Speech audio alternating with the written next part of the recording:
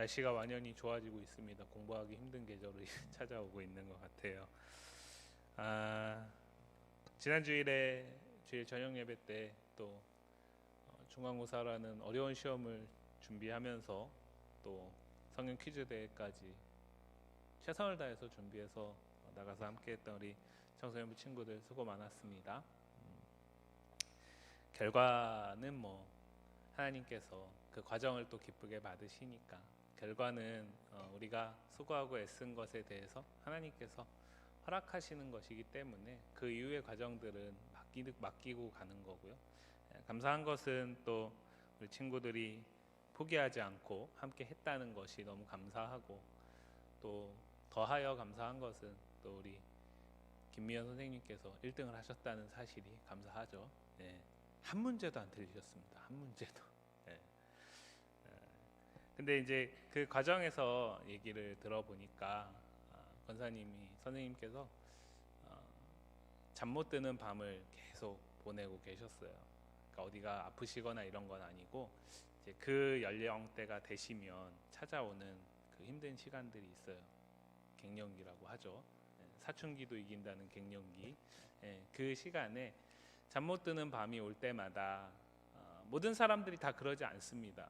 잠 못 드는 밤이 올 때마다 우리 선생님께서 성경을 펴시고 성경을 읽으시고 그렇게 힘든 시간들을 말씀을 가지고 싸워 나가시면서 수고하고 애쓴 그 시간들, 그러면서 하나님이 주신 그 순간순간 주신 평안함과 또 잠들 수 있게 하시는 은혜도 있지만 더하여서 그렇게 말씀을 가까이 하시면서 이겨내는 과정 속에서 읽고 찾았던 요한복음이 그 성경 퀴즈 대회를 통해서 이렇게 대회를 통해서 평가받을 때 권사님께서 너무 감사했다고, 사람들은 아마 1등에서 우셨다라고 생각했을지 모르겠는데 선생님께서는 그 힘든 시간들이 스쳐 지나가면서 그 시간을 통해서 내가 말씀을 붙들 수 있고 그 말씀을 붙든 것에 대해서 하나님께서 이렇게 보상하신다라는 그런 마음이 드셨다라고 얘기를 하더라고요.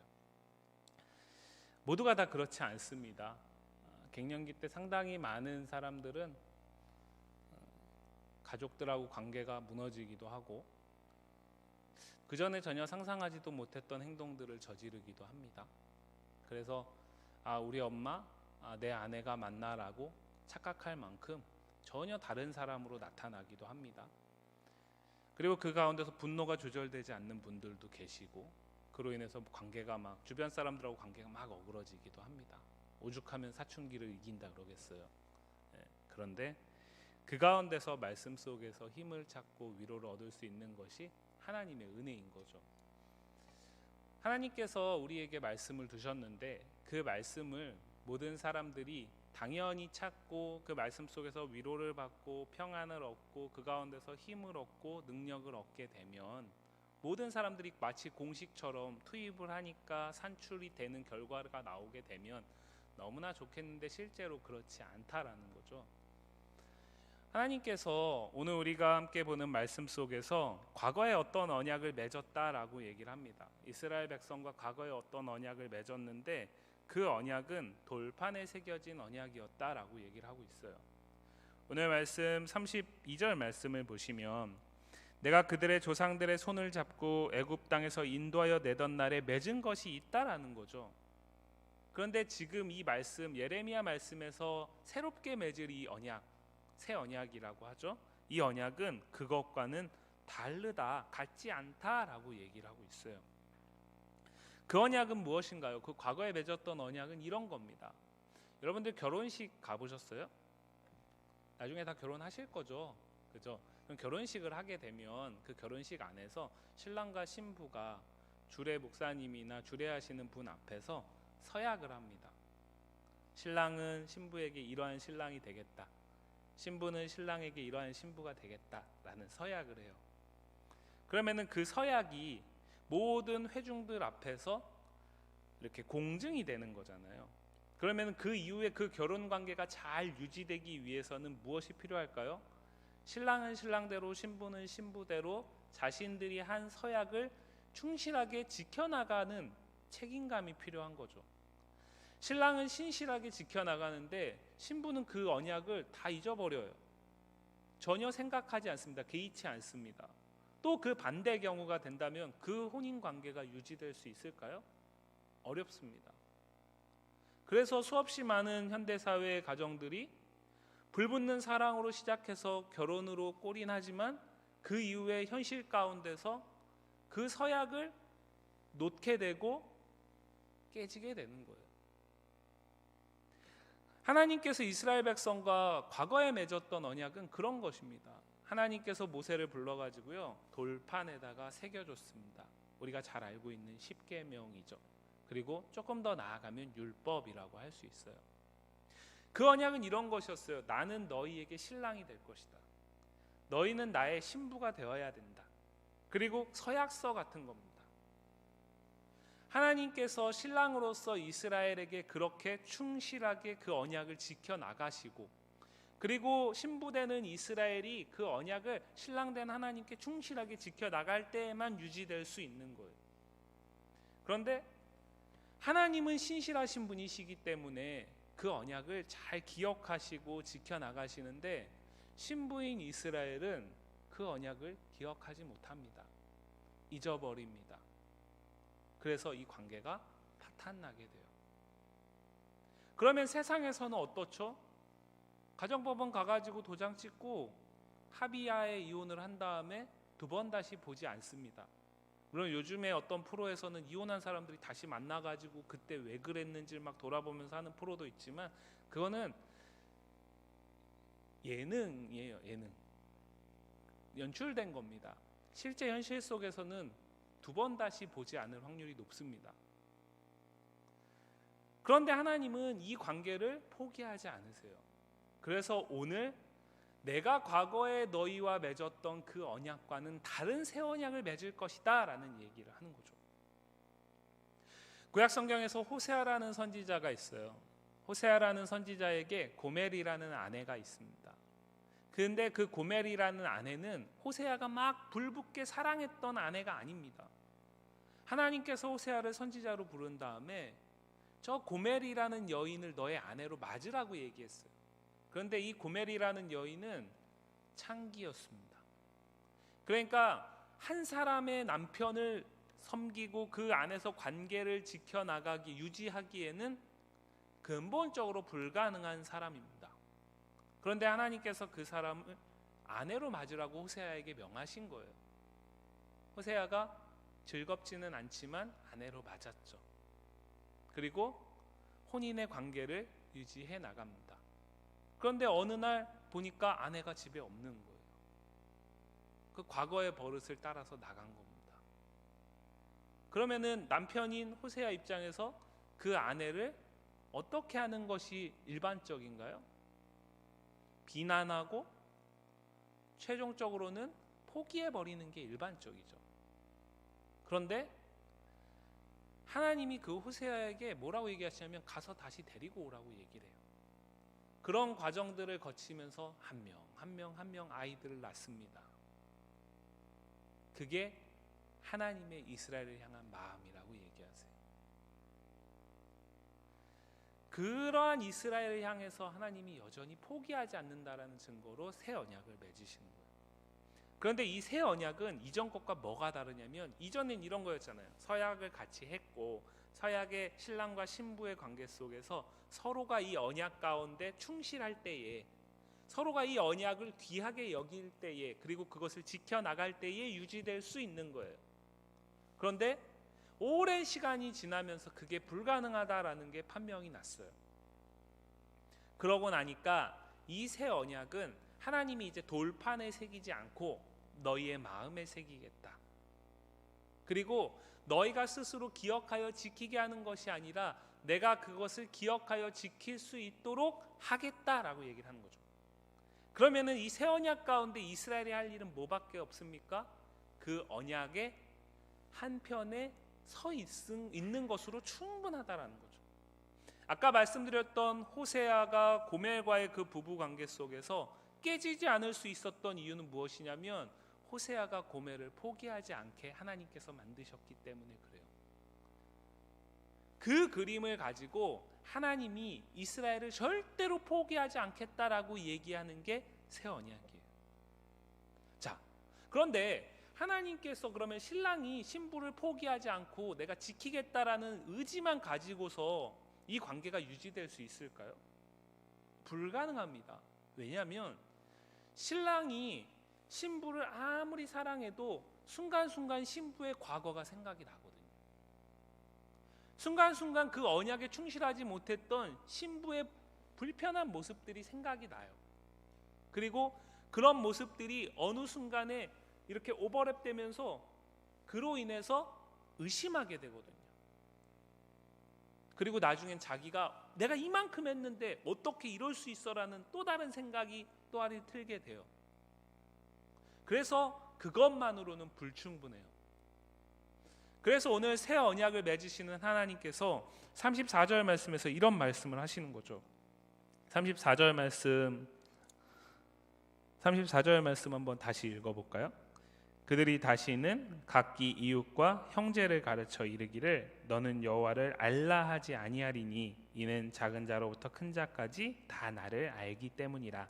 내가 그들의 악행을 사하고 다시는 그 죄를 기억하지 아니하리라. 그죠? 무슨 얘기냐면 하나님 구차하게 뒤끝을 갖지 않으시겠다라는 거예요. 쿨하게 과거에 나한테 불충실하고 신실하지 못했던 부분, 언약을 쓰레기 취급했던 거 그거 상관없다라는 거죠. 그거 내가 기억하지 않겠다라는 거예요. 그거 과거의 것 묻지 않을 거니까 오늘부터 다시 관계를 지켜나가자라고 얘기를 하시는 겁니다. 그래서 죄를 기억하지 않으셔야 이 관계는 유지될 수 있는 거예요. 이 죄를 기억하지 않으시는 이 관계 속에서 하나님이 맺으신 새 언약, 이 새 언약은 마음에 새긴다 그랬잖아요. 그러면은 이 마음에 새긴다라는 게 뭘까요? 오늘 우리가 성령의 깨닫게 하시는 은혜 속에서 붙들고 있는 하나님의 말씀인 거죠. 하나님의 말씀을 내가 너희 안에 두겠다라는 거예요. 그 이전에는 돌판에 새겨가지고 그것을 기억하고 지키게 하기 위해서 이스라엘이 광야 생활 가운데서도 그 진영의 한 중앙에 항상 이 말씀의 돌판이 들어있는 법궤를 두게 했고, 그리고 가나안 땅을 정복한 이후에 그곳에서는 성소라는 것을 지어가지고 대제사장을 통해서 특별하게 이 법궤, 이 두 돌판이 들어있는 법궤를 두게 했습니다. 그래서 늘 기억하게 하기 위해서. 그런데 그것만으로 안 되는 거예요. 그것만으로는 한 남편인 하나님께 신실하지 못하는 거예요. 그러면서 하나님이 뭐라고 하면 언제나 뭐라고 얘기하냐면 내가 언제 하나님을 예배하지 않은 적이 있습니까? 내가 언제 율법대로 율법을 지키지 않았습니까? 오히려 반문하는 거죠.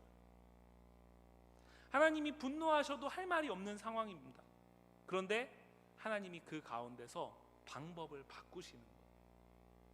이전에 있었던 율법이 이제는 쓸모없어졌다라는 얘기가 아니라 그 원칙과 그 가운데 담긴 하나님의 사랑은 여전히 유효합니다.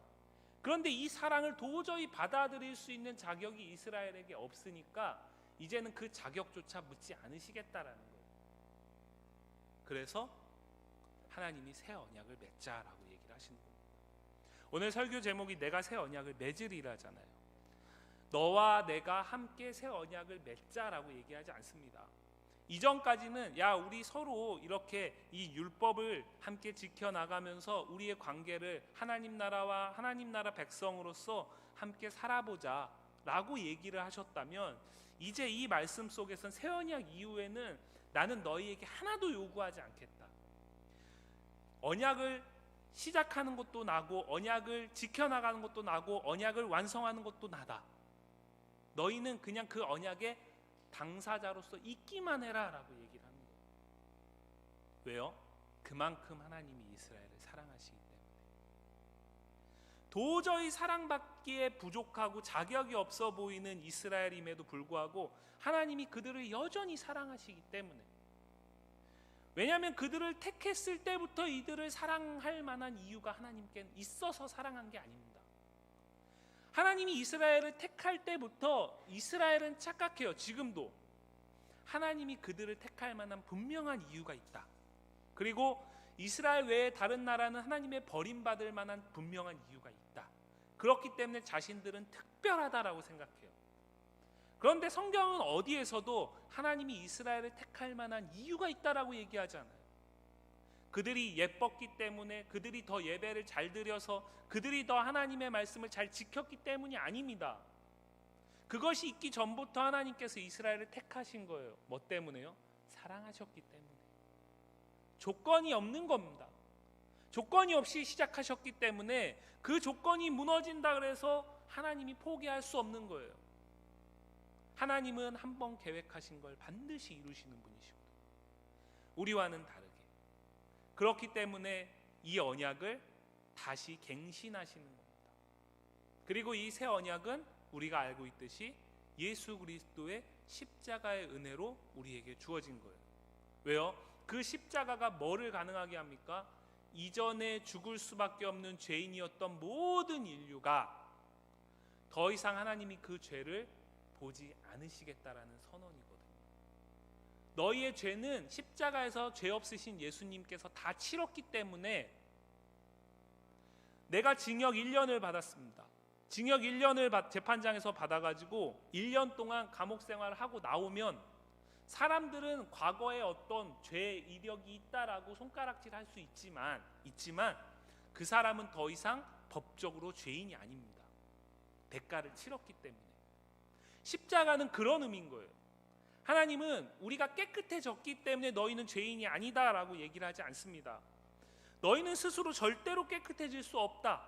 너희는 또 도망갈 것이고 너희는 또 다시 이 언약을 깰 것이다. 그러나 너희가 할 수 없는 그것을 내가 내 아들을 통해 하겠다. 그게 십자가인 거예요. 그 십자가가 우리의 죄를 더 이상 하나님이 보시지 않겠다라는 선언입니다.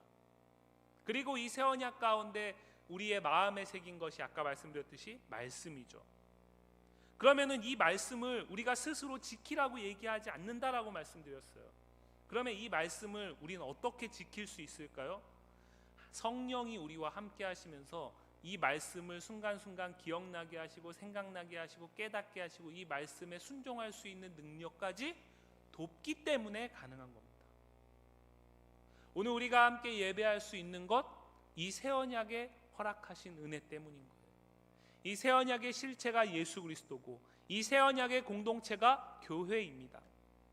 서두에 말씀드렸듯이 모든 사람들이 힘들 때에 하나님의 말씀을 찾지 않습니다. 분명하게 제가 그 시간에 그 장소에 우리 선생님과 함께 있지 않았지만 분명하게 제가 생각하기에는 우리 선생님께서 기도하셨을 것이고 그 가운데서 성령께서 하나님의 말씀을 생각나게 하셨을 것이고 그 말씀을 읽고자 하는 마음을 주셨을 것이고 그것을 따랐을 것입니다. 그리고 그 이후에 그 말씀이 주는 유익을 누린 것이죠. 우리 역시 마찬가지입니다. 하나님 나라 백성에게 하나님은 딱 한 가지만 요구하세요. 너희가 내 백성이라는 걸 인정하라는 거죠. 그게 오늘 말씀에 나오는 33절 말씀이에요. 33절 말씀 한번 같이 읽어볼까요?